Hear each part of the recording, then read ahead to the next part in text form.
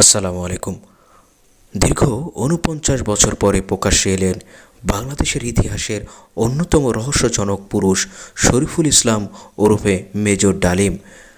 সাংবাদিক ইলিয়াস হোসেনের ইউটিউব চ্যানেলে গতকাল তিনি লাইভে এসেছিলেন। মেজর ডালিমের বিরুদ্ধে সবচেয়ে গুরুতর যে অভিযোগ রয়েছে সেটা হচ্ছে তৎকালীন বঙ্গবন্ধু শেখ মুজিবুর রহমানকে হত্যা করা। এ বিষয়ে তাকে জিজ্ঞেস করলে তিনি অত্যন্ত সুস্পষ্টভাবে ব্যক্ত করেছেন। তিনি বলেছেন বঙ্গবন্ধু শেখ মুজিবুর রহমানকে হত্যা করা হয়নি, বরং তিনি নিহত হয়েছেন। তৎকালীন সেনা গণ অভ্যুত্থানের কারণে বঙ্গবন্ধুর পক্ষ এবং বিপক্ষের সেনাদের মধ্যকার গোলাগুলির কারণে তিনি নিহত হয়েছেন। এটা একটি স্বাভাবিক ব্যাপার। সেনা অভ্যুত্থান যখন ঘটবে, পক্ষ এবং বিপক্ষের সেনা নিহত হবে, এটাই স্বাভাবিক। মেজর ডালিম আরও বলেন, আমি বঙ্গবন্ধুকে হত্যা করিনি। মেজর ডালিমকে জুলাই গণ অভ্যুত্থানের এই ঐতিহাসিক জয়ের ব্যাপারেও প্রশ্ন করা হয়েছিল।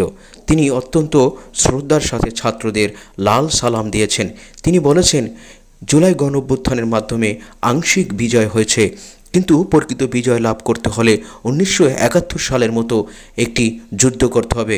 কারণ ভারতের যে আধিপত্য, ভারতের যে ষড়যন্ত্র, ভারতের যে বাংলাদেশকে ধ্বংস করার পরিকল্পনা, সেটা কিন্তু রক্তের মতো মিশে রয়েছে। মেজর ডালিম আরও বলেন, জিয়াউর রহমানই হচ্ছে প্রকৃত স্বাধীনতার ঘোষক, বঙ্গবন্ধু নয়।